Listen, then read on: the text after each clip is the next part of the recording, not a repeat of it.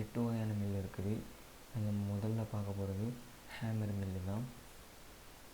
Hammer மில்லுடைய principal என்னென்னா, ஒரு rotor அப்படின்னு சொல்லுவாங்க. அதில் வந்து ஹேமர்ஸாக ஃபிக்ஸ் பண்ணியிருப்பாங்க. அந்த ஹேமர்ஸ் எல்லாம் சுற்றும் பொழுது நம்மளுடைய மெட்டீரியல்ஸை அது ஈஸியாக ரேபிட்லியாக உடைச்சி தந்துடும். இதுதான் அதனுடைய பிரின்சிபல். இதனுடைய யூசஸ் என்னென்னா, நம்மளுடைய ட்ரை மெட்டீரியல்ஸை உடைக்கிறதுக்காக இது யூஸ் ஆகுது. பிரிட்டில் மெட்டீரியலாக இருந்துச்சுன்னு சொன்னால் அந்த ஹேமரால் பிளெண்டு சைடு சொல்லுவாங்க, கூர்மையாக இல்லாத பிளெண்டு சைடுன்னு சொல்லுவாங்க. அந்த சைடை வச்சு அந்த சைடில் பட்டு உடஞ்சிரும். இதே கொஞ்சம் ஃபைப்ரஸ் மெட்டீரியலாக இருந்துச்சுன்னு சொன்னால், நம்ம போடக்கூடிய மெட்டீரியலில் சின்ன சின்ன ஃபைப்ரஸ் மெட்டீரியல் இருந்துச்சுன்னு சொன்னால் அதை கட்டிங் எட்ஜுன்னு சொல்லுவாங்க. இந்த இடத்துல பார்த்திங்கன்னா தெரியும், லேசாக அந்த கட் பண்ணுற மாதிரி இருக்கும்.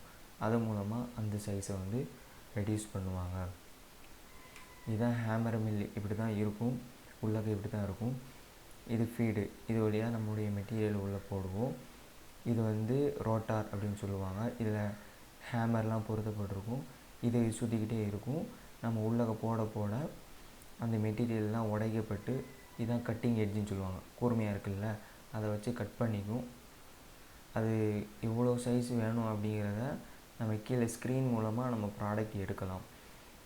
ஸ்க்ரீன் அப்படிங்கிறது ஒன்றும் இல்லை, ஷீவ் தான். அதாவது சல்லடைன்னு சொல்லுவோம்ல, அதுதான். நம்ம எந்த சைஸுக்கு வைக்கிறோமோ அந்த சைஸ் மெட்டீரியல்ஸ் மட்டும் கீழே போய் அப்படி வெளியில் போயிடும். அந்த ப்ராடக்ட் வந்து நமக்கு கிடச்சிரும். இதை மட்டும் தனியாக எடுத்து பார்த்தோன்னா இப்படி தான் இருக்கும். ரோட்டார், இதில் வந்து ஹேமர்லாம் ஃபிக்ஸ் பண்ணியிருப்பாங்க. இது சுற்றிக்கிட்டே இருக்கும்.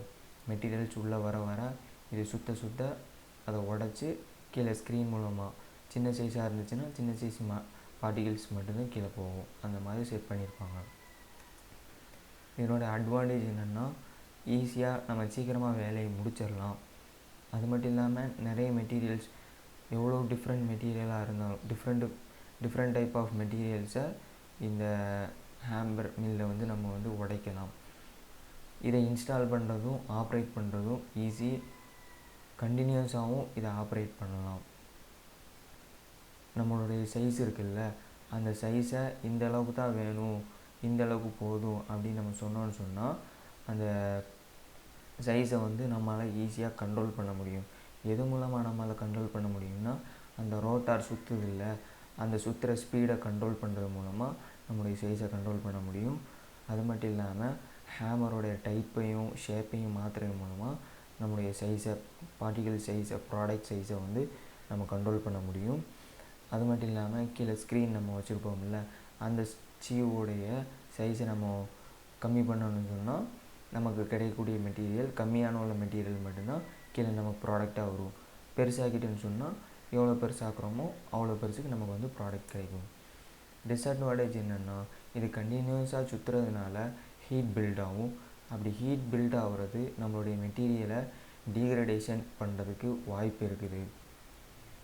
அது மட்டும் இல்லாமல் ஹேமர் மில்லுக்கு பொருத்தமே இல்லாத மெட்டீரியல்ஸ் என்னெல்லாம்னா, ஸ்டிக்கியாக ஒரு மாதிரி ஸ்டிக் பண்ணன்னு சொன்னால் அந்த மெட்டீரியல் வந்து ஹேமரோட ஒட்டிக்கிச்சுன்னு சொன்னால் நமக்கு உடைக்கிறதுக்கான வாய்ப்பு இருக்காது. அதே மாதிரி ஃபைப்ரஸாக இருந்துச்சுன்னு சொன்னால், ரொம்ப ஃபைப்ரஸாக இருக்குது, பெருசாக நீளமாக இருக்குதுன்னு சொன்னால் அது அந்த ஹேமர் மில்லே சுற்றி அப்படி சிக்கி ஸ்டக் ஆயிரும்.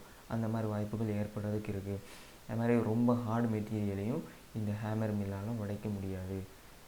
கீழே விரிச்சிருக்க ஸ்க்ரீன் வந்து சில நேரங்களில் வந்து கிளாட் ஆயிரும். பெரிய மெட்டீரியல்ஸ் எல்லாம் அப்படி மூடிட்டதுனால கீழே நமக்கு வந்து சின்ன மெட்டீரியல்ஸ் போகிறதுக்கு வாய்ப்பு இல்லாமல் போகக்கூடிய வாய்ப்பு இருக்குது. அது மட்டும் இல்லாமல் இது ஃபுல்லாக மெட்டலில் யூஸ் பண்ணுறதுனால நம்மளுடைய மெட்டீரியல் வந்து மெட்டலால் கண்டாமினேஷன் ஆகிறதுக்கு வாய்ப்பு இருக்குது. Thank you for your attention.